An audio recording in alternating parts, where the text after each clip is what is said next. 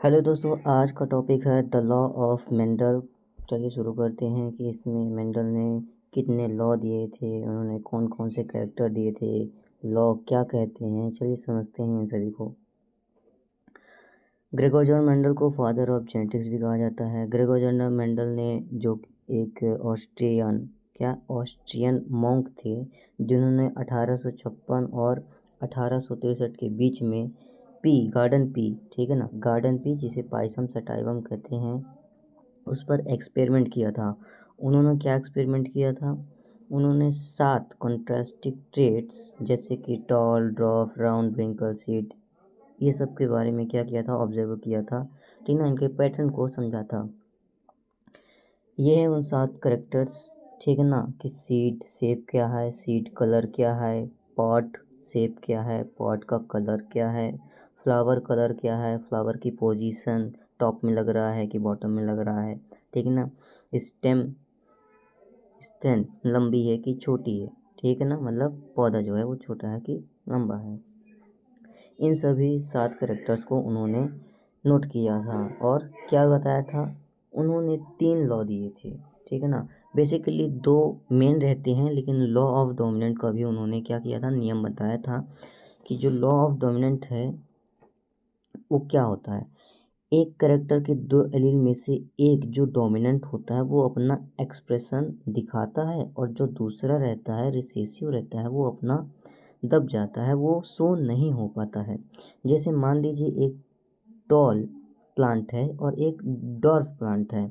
इन दोनों के बीच अगर हम क्रॉस कराते हैं तो जो डोमिनेंट होगा यानी टॉल, वो अगली संतति में आएगा, ठीक है ना। उसके बाद ये, क्योंकि टी जो है, कैपिटल टी जो है वो डोमिनेंट शो हो रहा है, इसलिए लॉ ऑफ डोमिनेंट का यहाँ पे शो हो रहा है। फर्स्ट लॉ ये कहलाता है, लॉ ऑफ सेग्रीगेशन जो है वो फर्स्ट लॉ कहलाता है, ठीक है ना, कि एलील्स एक पेयर में होते हैं, ठीक है ना, लेकिन जब गैमेट बनता है तो वो अलग अलग हो जाते हैं, सेग्रीगेट हो जाते हैं, अलग अलग। इस सेग्रीगेट का मतलब ये होता है क्या? अलग अलग हो जाना, विभाजन हो जाना, ठीक है ना। और गैमेट्स में सिर्फ एक ही एलील बचता है। जैसे मान लीजिए कि ये F1 में अपन को यहाँ पे F1 में मिला था कैपिटल टी स्मॉल टी, ठीक है ना। तो जब इसकी सेल्फिंग होगी तो कैपिटल टी स्मॉल टी के साथ सेल्फिंग हुई कैपिटल टी स्मॉल टी, तो जो गैमेट बने वो अलग अलग हो गए। कैपिटल टी एक हो गया, फिर स्मॉल टी, फिर कैपिटल टी, फिर स्मॉल टी, ठीक है ना। तब F2 में क्या होगा? इनका क्रॉस हो जाएगा तो कैपिटल टी यानी टॉल जो होगा, ठीक है ना, फिर कैपिटल टी स्मॉल टी, इसमें भी डोमिनेंट अपन को कैपिटल टी शो हो रहा है।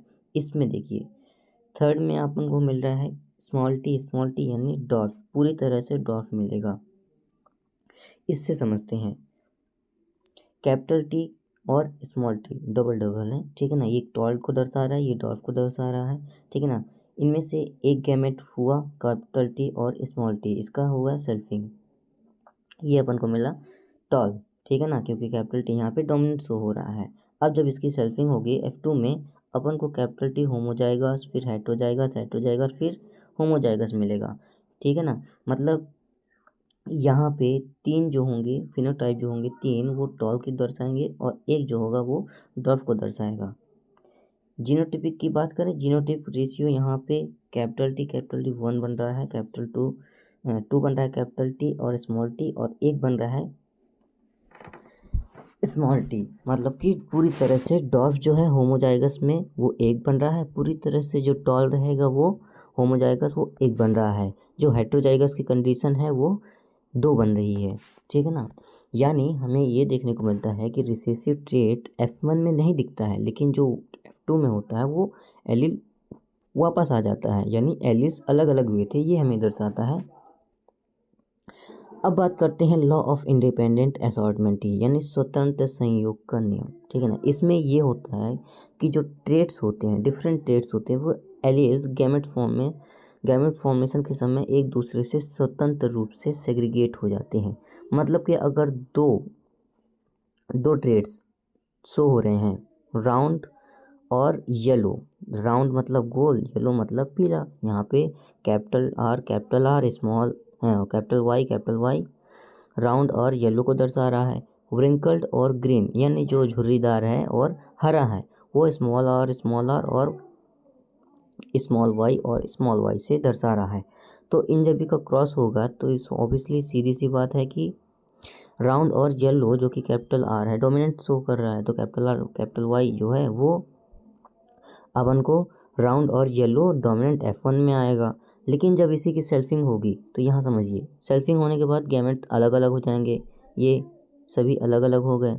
अब देखिए पुनेट स्क्वायर में हम समझते हैं कैपिटल वाई कैपिटल आर ये सभी जो येलो येलो दिख रहे हैं वो क्या है, येलो को दर्शा रहे हैं, मतलब कलर जो है वो येलो है और राउंड है सीड।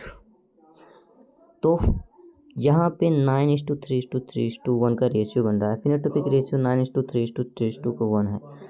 राउंड येलो जो है वो 9 का दर्शा रहा है, राउंड ग्रीन जो है वो 3 दर्शा रहा है, रिंकल येलो जो है वो 3 दर्शा रहा है और रिंकल ग्रीन 1 दर्शा रहा है, ठीक है ना।